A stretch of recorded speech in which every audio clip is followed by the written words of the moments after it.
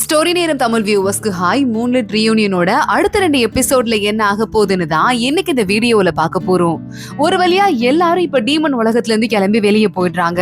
இன்னொரு பக்கம் ஷூ நம்ம ஒரு ஊஷாக்கு உடம்பு சரியாவதுக்காக ட்ரீட்மெண்ட் பார்க்க ஆரம்பிக்கிறான். அப்போ ஊஷா ஷூ கிட்ட கேக்குறா, உனக்கு ஏற்கனவே சூயுவை பத்தி தெரியுமா, அவன் கல்டிவேட்டர்னு தெரியுமான்னு கேட்க, தெரியும், ஆனா நீ தான் எந்த பிரச்சனையா இருந்தாலும் நான் பார்த்து சமாளிச்சுக்கிறேன்னு என்கிட்ட சொல்லிட்ட, அதனாலதான் நான் சொல்லல. ஆனா அந்த அரக்க சக்தி உன் உடம்புக்குள்ள இருக்கிறது எனக்கு தெரியாது, என்ன நம்ப அப்படின்னு சொல்ல, நீ முன்னாடி மாதிரி இல்ல, நீ ரொம்ப மாறிட்ட அப்படின்னு ஊஷா சொல்லிக்கிட்டு இருக்கா. ஷூ உடனே இல்ல அப்படின்னு சமாளிக்க ஆரம்பிக்கிறான். இங்க என்னோட பக்கம் இந்த ஷுவான் இருக்கான்ல, அதான் அந்த குட்டி பாம்பு, அவன் மெய்சிய பாக்குறான். என்னடா அது தூங்கவே இல்லையா, ஏன் இப்படி உட்கார்ந்துட்டு இருக்க அப்படின்னு கேட்டு பக்கத்துல வந்துட்டு இருக்க. இல்ல எனக்கு ஒரு மாதிரி டென்ஷனா இருக்கு, ஏதோ ஒரு பிரச்சனை நடக்குதுன்னு நினைக்கிறேன், ஆனா அது என்ன பிரச்சனைன்னு எனக்கு சரியா புரியல அப்படின்னு சொல்ல ஆரம்பிக்கிறான். இங்க நம்ம ஊஷாவோட வீட்டுல ஊஷாவோட வேலைக்கார பொண்ணு சூயுவோட வேலைக்கார பையன் 2 பேரும் உட்காந்து பேசிட்டு இருக்காங்க.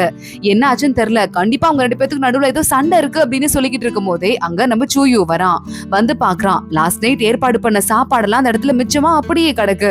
சூயுக்கு ஒரு மாதிரி மனசு கஷ்டமாயிடுது. வேலைக்காரங்க 2 பேரும் விறுவிறுன்னு கிளம்பி வெளியே போறாங்க. எங்க மேடம் அக்கானா அப்படின்னு மெய்சி அங்க வந்துடுறான். டே என்னடா நடக்குது, ஊஷா உனக்கு பர்த்டே பார்ட்டி ஏற்பாடு பண்ணிருக்கா, ஆனா அதை கண்டுக்காம நீ எங்கேயோ வெளியே போயிருக்க, உங்க 2 பேத்துக்கு நடுவுல ஏதோ பிரச்சனை நடக்குதுன்னு எனக்கு தோணுது, நான் உங்களுக்கு ஹெல்ப் பண்ணணும்னு நினைக்கிறேன்னு சொல்ல, நீ எதுக்குடா அதெல்லாம் நினைக்கிற அப்படின்னு சூயு கேக்குறான். ஏன்னா நீங்க 2 பேரும் ஃப்ரெண்ட்ஸ் எனக்கு, அதனாலதான் நான் அப்படி நினைக்கிறேன் அப்படின்னு மெய்சி அவகிட்ட பேசிட்டு இருக்கான். இதே நேரம் டீமன் உலகத்துல நம்ம ஊஷாவை பாக்குறதுக்கு தாய்ஷா வந்துடுறா. உன்னை பாக்குறதுக்காக தான் வந்தேன், எந்த நேரத்திலயும் நீ எடுத்த முடிவு தப்பு அப்படின்னு யோசிச்சிடாத, எல்லாமே சரியாயிடும் அப்படின்னு தாய்ஷா சொல்லிட்டு இருக்கா. சூயு கூடவே இங்க மெய்சி செட்டில் ஆயிடுறான். ஏன்டா அப்படி டார்ச்சர் பண்றீங்க, டீமன் உலகத்துக்கு வேணா என்னையும் கூட்டு போங்கடா அப்படின்னு சொல்ல, வேண்டாம் நான்லாம் கூட்டு போக மாட்டேன், ஹோஷு இருக்கால அவளை வேணா பார்த்தனா அவகிட்ட கேளு, அவ ஒன்னு கூட்டு போவா அப்படின்னு சூயு சொல்லிக்கிட்டு இருக்கான். மெய்சி பாக்குறான், உங்க தொல்லை தாங்க முடியல அப்படின்னு. ஷூ கரெக்டா வெளியே வெயிட் பண்ணிட்டு இருக்கான். ஆயிஷா அங்க உள்ள ஊஷாக்கு ட்ரீட்மெண்ட் பார்த்துட்டு வெளியே வந்துட்டு இருக்கா. மேல இருக்க கோட்டை போட்டே வந்துட்டு இருக்கா. ஷூ டக்குன்னு அதை பார்த்ததுமா திரும்பிக்கிறான். அங்க தாய்ஷா பாக்குறா, இங்க பாரு, எப்பவுமே நீ உன் வேலையில கரெக்டா இருப்ப, இப்ப கூட எப்படி வேகமா திரும்பிக்கிட்ட, அந்த மாதிரியே நீ ஊஷா கிட்டே மரியாதையா நடந்துக்கோ, புரியுதா அப்படின்னு சொல்ல ஆரம்பிக்கிறா. ஷூ வாயை மூடிட்டு இருக்கான். இங்க சூயுவும் மெய்சியும் அப்படியே தண்ணி அடிச்சுட்டு அங்கேயே தூங்கி போயிடுறாங்க. அடுத்த நாள் காலையில ஒரு பேப்பர் லெட்டர் ஒண்ணு வருது. இத பார்த்ததும் சூயுக்கு ஆஹா நம்ம சீனியர் அப்படின்னு தெரிஞ்சு விறுவிறுன்னு கிளம்பி போயிடுறான். கிளம்பி போய் மத்த சீனியர்ஸ் எல்லாரையும் பாக்குறான். நாங்க மறுபடியும் கிளம்புறோம், உன்கிட்ட உன் மாலை கொடுத்துட்டு போலான்னு தான் வந்தோம் அப்படின்னு சொல்லிட்டு அவனது குட்டி பால் மாஸ்டர் கொடுத்ததை கொடுக்க, இது மாஸ்டரோடது, நம்ம குடும்பத்தோட சொத்து கிடையாது, அது உங்களோட சொத்து, நீங்க எடுத்துக்கோங்கன்னு சூயு சொல்றான். இல்ல, மாஸ்டரோட பால் தானாவே உன்னை தேடி வந்துச்சு, அது மட்டும் இல்லாம நம்ம லீடர் எவ்வளவு தப்பு பண்ணிட்டாரு, அந்த பொண்ணை கல்யாணம் பண்ணும் நீ சொல்லிட்டு வரும்போது உன் லீடர் எவ்வளவு கஷ்டப்படுத்தினாரு, அது இயற்கைக்கு மாறா இருந்தது, நாங்க அப்பவே ஸ்டாப் பண்ணி இருக்கணும், அதை பண்ணலங்கிறதால இது எங்க கிட்ட இருக்கிறது சரிப்பட்டு வராது, இதை நீ தான் வச்சுக்கணும், அதுவும் இல்லாம இன்னும் மக்களை காப்பாத்தணுங்கிற ஒரு எண்ணம் உனக்கு இருக்கதால இது உன்கிட்ட இருந்தா யூஸ்ஃபுல்லா தான் இருக்கும், நாங்க போயிட்டு வரோம் அப்படின்னு சொல்ல, போயிட்டு வாங்க சீனியர் அப்படின்னு நம்ம சூயும் சொல்லிட்டு இருக்கான். ஜியாங் பாக்குறான், இப்ப நான் கிளம்புறேன்டா, ஆனா மறுபடியும் உன்னை பார்க்க சான்ஸ் கிடைக்காமலா போக போகுது அப்படின்னு சொல்லிக்கிட்டு இருக்கான். இந்த விஷயம் எல்லாத்தையும் ஊஷா ஒளிஞ்சிருந்து காதுல வாங்கிடுறா. ஆனா திடீர்னு அவளுக்கு கையில எல்லாம் ஏதோ அலர்ஜி வர மாதிரி இருக்கு. விறுவிறுன்னு அங்க இருந்து கிளம்புறா. இங்க இந்த சீனியர்ஸ் எல்லாம் கிளம்பும் போது ஹூஷு நடுவுல வந்துடுறா. கால்ல இருந்தே உங்களுக்காக வெயிட் பண்ணிட்டு இருக்கேன், இப்பதான் லேட்டா வரீங்க, பார்த்து எல்லாரும் பத்திரமா போயிட்டு வாங்க, நாங்களும் இந்த ஊரை பாத்துக்கிறோம் அப்படின்னு சொல்ல, சீனியர்ஸ் எல்லாம் சிரிச்சுட்டே அங்க இருந்து கிளம்புறாங்க. கரெக்டா ஜியாங் மட்டும் திரும்ப வந்து, கால்ல இருந்து வெயிட் பண்றேன்னு சொன்னல, அப்ப சாப்பிட்டுருக்க மாட்டேன், இந்த ரொட்டி அப்படின்னு அவன் சாப்பிட வச்சிருந்ததை கொடுத்துட்டு அங்க இருந்து கிளம்ப, எல்லாரும் பார்த்துட்டு ஷாக் ஆயிடுறாங்க. சரியான திணி பண்ணாரும், இவனே ஒரு பொண்ணுக்கு சாப்பாடு கொடுக்குறான்னா பாசக்காரனா தான் இருப்பான் போல அப்படின்னு.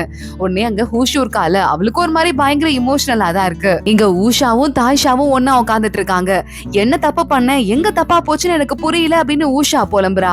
இங்க சூயு கிட்ட மெய்சி உட்காந்துட்டு இருக்கான். ஏதோ ஒரு பிரச்சனை, அது எப்படி சரி பண்றதுன்னு எனக்கும் புரியல அப்படின்னு சொல்லிட்டு திரும்பி பாக்குறான். அங்க ஒரு முக்கியமான கிஃப்ட் ஒண்ணு இருக்கு, ஏதோ மரப்பாச்சி பொம்மை மாதிரி இருக்கு, அத நம்ம ஊஷாவோட அப்பா தான் ஏதோ மந்திர பொருள்னு சாமியார் கிட்ட இருந்து வாங்கிட்டு வந்திருக்காரு. அதை பார்த்துட்டு மெய்சி உடனே, இது பாரு என்ன மாதிரி இருக்கு, இந்த பொம்மை தாய்ஷா மாதிரி இருக்கு அப்படின்னு சொல்லிட்டு அது ரெண்டையுமே பக்கத்துல வச்சு பார்த்துட்டு இருக்க, திடீர்னு இது ஒரு பவர் வந்து மெய்சியை அடிக்க ஆரம்பிக்குது. இங்க தூரமா தாய்ஷா உட்காந்துட்டு இருக்கா, அவளை இந்த பவர் அடிக்கிற மாதிரி இருக்கு.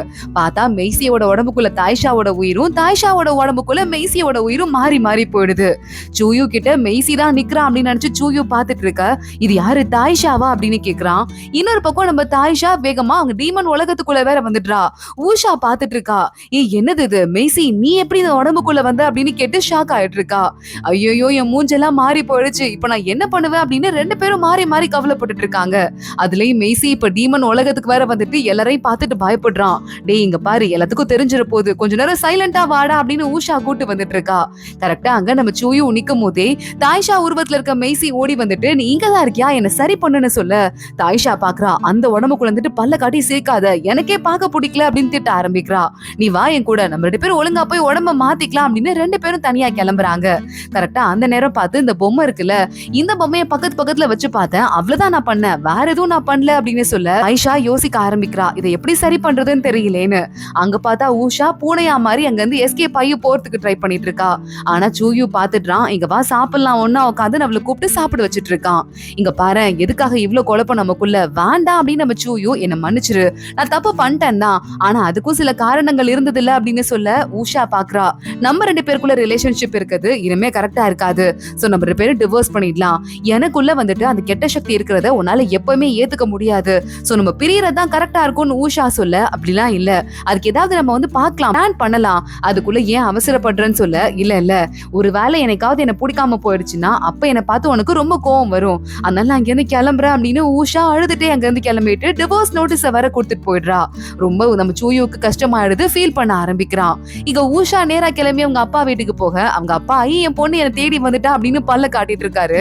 ஆனா ஊஷா அவங்க அப்பாவே கண்டுக்காம அங்க இருந்து கிளம்பி போயிடுறா. ஊஷாவோட திங்ஸ் எல்லாம் கூட வந்து இறங்குது. அதை பார்த்துட்டு அங்க இருக்கிற எல்லாரும் என்னவோ இந்த குடும்பத்துல நடக்குது, பெரிய போறாங்க போலன்னு ஃபீல் பண்ணிட்டு இருக்காங்க. அப்பன்னு பார்த்து தாய்ஷாவோட உணர்ந்து இருக்கிற மெய்சி வர சூயுவோட வீட்டுக்கு வர ஆஹா புது பொண்ணோட இவனுக்கு கனெக்ஷன் வந்துருச்சு போலன்னு எல்லாரும் பேசிக்க ஆரம்பிக்கிறாங்க. மெய்சி நீ எதுக்குடா இங்க வந்த அப்படின்னு சொல்லிட்டு நம்ம சூயு கேட்க ஆரம்பிக்கிறான். இதுக்கும் மேல தாங்கிக்க முடியாது, எனக்கு ஒரே வருத்தமா இருக்கு, எனக்கு காப்பாத்து அப்படின்னு சொல்லிட்டு மெய்சி கால்ல விழுந்து அழ ஆரம்பிக்க கரெக்டா பார்த்தா வேலைக்காரங்க எல்லாம் பாத்துடுறாங்க. இதனாலதான் எங்க மேடம் வீட்டை விட்டு போயிட்டாங்க போல அப்படின்னு அவங்க கோச்சுக்கிறாங்க. எல்லாரும் மெய்சிய தாய்ஷானே நினைச்சுக்கிறாங்க. இங்க ஊஷாவோட அப்பா கையில கட்டை எடுத்துட்டு நம்ம தாய்ஷாவோட அப்பாவை கூட்டிட்டு நேரா வீட்டுக்குள்ள வர அப்பன்னு பார்த்து சூயு நம்ம மெய்சிக்கு ஏதோ ட்ரீட்மெண்ட் பாக்குறதுக்கு நெஞ்சில கைய வைக்க போயிருந்திருக்கான். அதை இவங்க 2 பேரும் பார்த்துட்டு என்ன ஒரு அசிங்கம், எங்க கைய வச்சு பேசிட்டு இருக்க ஒரு அடுத்த பொம்பளை கிட்ட பொண்டாட்டி இருக்கும் போதே அப்படின்னு சொல்லிட்டு ஆளாளுக்கு திட்ட ஆரம்பிக்க தப்பா எடுத்துக்காதீங்க அப்படின்னு வெளியே கூட்டு போயிட்டு நான் வந்து எப்படியாவது ஊஷா கூட நல்லா சேர்ந்து வாழுன்னு தான் சொல்றதுக்கு வந்தேன், வேற எதுவும் இல்ல அப்படின்னு சொல்லிட்டு மெய்சி சமாளிக்க ஆரம்பிக்கிறான். ஆமா அப்படின்னு சூயும் சொல்ல இப்பதான் கொஞ்சமா 2 பேரும் சமாதானம் ஆகுறாங்க. அடுத்து தாய்ஷா மெய்சி 2 பேரும் ஒன்னா உட்காந்து பேசுறதுக்கு வந்துட்டு இருக்காங்க. ஊஷாவும் அங்க வந்துடுறா. உங்க 2 பேரோட பாடியும் ஸ்விட்ச் ஆகணும்னா ஒரே ஒரு வழிதான் இருக்கு, அது என்னன்னா மெய்சி பயங்கரமா லவ் பண்ணிருக்கான்ல அப்படின்னு சொல்லிட்டு தாய்ஷாவோட காது கிட்ட போயிட்டு நீயும் மறுபடியும் காதல்ல விழணும், அப்பதான் சரியாகும்னு சொல்ல அது என்னது அப்படின்னு கேட்டு மெய்சி வரான். என் பக்கத்துல வராத, அந்த பக்கம் போ அப்படின்னு தாய்ஷா துரத்தி விட்டுடுறா. அன்னைக்கு நைட் ஆகுது. திருப்பி மறுபடியும் நம்ம மெய்சிய கூட்டிட்டு தாய்ஷா அங்க டீமன் உலகத்துக்கு போயிடுறா. அங்கெல்லாம் சண்டைலாம் நடக்குது. டீமன்ஸ்குள்ள சண்டை கூட நடக்குமா அப்படின்னு நம்ம மெய்சி வேகமா உள்ள போய் எட்டி பார்த்துட்டு இருக்க பின்னாடி பார்த்தா ஊஷா காணாம போயிருக்கா. ஊஷாவை தேடிக்கிட்டே மெய்சி போகும்போது ஷூ அவ கைய பிடிச்சு பார்த்துட்டு என்னது இது சாதாரணமான இந்த கொப்புளம் கிடையாது, இது ரொம்ப ஆபத்து, உன் உடம்புல சக்தி குறைஞ்சிட்டே வருது அப்படின்னு சொல்ல ஆரம்பிக்கிறான். இவன் எதுக்கு அவ கைய பிடிச்சிருக்கா அப்படின்னு சொல்லிட்டு அங்க பயங்கரமா மெய்சி கடுப்பாயிட்டு பின்னாடி ஒரு ஆத்மாவை பார்த்து மயங்கியே விழுந்துடுறான். ஷூ சொல்லிட்டு இருக்கான் ஊஷா கிட்ட உன் உடம்ப மாத்தியே ஆகணும், நான் சொல்றதை கேளு அப்படின்னு சொல்ல ஊஷா பாக்குறா. எனக்கு என்ன பண்றதுன்னே தெரியல அப்படின்னு அழ ஆரம்பிக்கிறா. ஷூவும் அமைதியா உட்காந்து பாத்துட்டு இருக்கான். சூயு உங்க அம்மா அப்பாவோட நினைவு பலகை முன்னாடி வந்துட்டு 18 வருஷமா உங்களை கொண்டு அந்த ஆளை பழி வாங்கணும்னு நினைச்சிட்டு இருந்தேன், ஆனா அது யாருக்குள்ள இருக்குன்னா நான் யாரு ரொம்ப காதலிக்கிறேனோ அவளுக்குள்ள இருக்கு, இதை எப்படி சரி பண்றதுன்னு எனக்கே தெரியல அப்படின்னு பேசிட்டு அங்க இருந்து வெளியே வரான். இங்க இந்த ஷூ பாக்குறான்.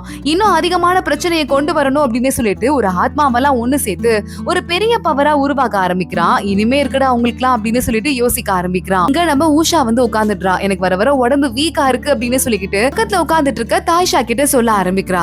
சரி கொஞ்ச நேரம் கிளம்பி எல்லாரும் வெளியே போலாம் வாங்க அப்படின்னு சொல்லிட்டு இவங்க 3 பேரும் வந்துட்டு இருக்க ஊஷு பாக்குறா. என்ன ஆச்சு அப்பப்ப திடீர்னு நிக்கிறீங்க, என்னதான் பிரச்சனைன்னு கேட்க இல்ல எனக்கு ஒரு வேலை இருக்கு, அதை முடிச்சுட்டு வர நீங்க கிளம்புங்க அப்படின்னு ஊஷா சொல்லிடுறா. நேரா அங்க இருந்து கிளம்பி எந்த இடத்துல சூயு இருக்கானோ அவனை பாக்குறதுக்கு வந்துடுறா. நான் உன்னை பாக்கிறதுக்காக தான் இங்க வெயிட் பண்ணிட்டு இருக்கேன் அப்படின்னு சூயு சொல்ல எதுக்காக இங்க வெயிட் பண்றேன்னு தெரியல, உன் அம்மா அப்பா சாவுக்கு உன்னால பழி வாங்க முடியாது, நீ என்ன பண்ண போற அப்படின்னு கேட்க ஆனா எதுக்குமே பதிலே இல்ல சூயு கிட்ட. இவள பிரிய கூடாதுன்னு மட்டும்தான் தோணுதே தவிர ஆனா பழி வாங்குறது என்ன பண்றது, அந்த கெட்ட ஆத்மாவை என்ன பண்றது அப்படின்னு தெரியாம திருன்னு முழிக்க ஆரம்பிக்கிறான். கரெக்டா அப்பன்னு ஊஷா பாக்குறா. உன்ட்ட ஆன்சர் இல்ல அப்படின்னு சொல்லிட்டு அங்க இருந்து கிளம்பி போறதுக்கு ட்ரை பண்றா. ஊஷாவை விட மாட்டிக்கிறான். நீ நில்லு அப்படின்னு சொல்லிட்டு மறுபடியும் அவளை கீழே புடிச்சு நிக்க வைக்க கையில கத்திய காட்டிட்டு ஊஷா அங்க இருந்து கிளம்பி போயிடுறா. தாய்ஷா பாத்துட்டு இருக்கா. அவளை ஃபோர்ஸ் பண்ணாத, அவ என்ன பண்ணணும்னு விருப்பப்படுறாளோ அதை பண்ணட்டும் அப்படின்னு சொல்லிட்டு அங்க இருந்து கிளம்பி போயிடுறா. இங்க தாய்ஷா மெய்சியோட உருவத்துல நேரா போக அங்க மெய்சியோட ஃப்ரெண்ட்ஸ் எல்லாம் வந்து என்னடா அங்க பாரு ஆள் நிக்கிறா, இப்ப பார்த்தாலும் பல்ல காட்டிக்கிட்டே இருப்பியே, இன்னைக்கு என்ன கண்டுக்காம போற அப்படின்னு தூரமா இருக்கிற மெய்சிய காட்டுறாங்க. தாய்ஷா பாக்குறா, அமைதியா அங்க இருந்து கிளம்பி போயிட்டு இருக்கா. ஆனா அவளுக்கு அப்பதான் கரெக்டா நிறைய விஷயங்கள் ஞாபகம் வர ஆரம்பிக்குது. எல்லாருமே பக்கத்துல இருக்கிற ஆளுங்க எல்லாம் சொல்றத வச்சு உண்மையாவே மெய்சி தாய்ஷாவை எவ்வளவு லவ் பண்றா அப்படின்னு கொஞ்சமா புரிய ஆரம்பிக்குது. நடந்த விஷயத்தெல்லாம் அவளும் யோசிச்சு பார்க்க ஆரம்பிக்கிறா. திடீர்னு ஒரு செகண்ட்ல தாய்ஷா மெய்சி கிட்ட காதல்ல விழ ஆரம்பிச்சிட்றா.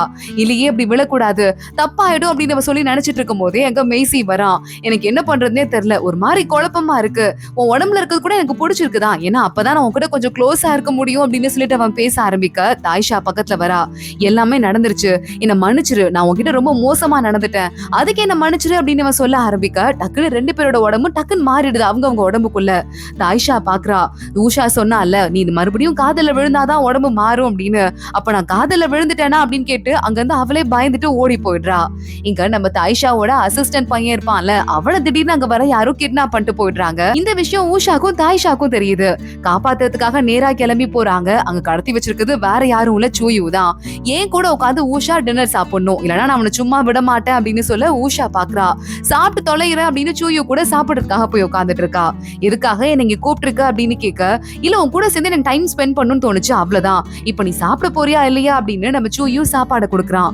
சரி சாப்பிடுற அப்படின்னு சாப்பிட்டுட்டு, நான் ஒண்ணு சொல்லவா, பிரிக்க முடியாத உறவுன்னு சொல்லிட்டு எதுவுமே இல்ல அப்படின்னு ஊஷா சொல்றா.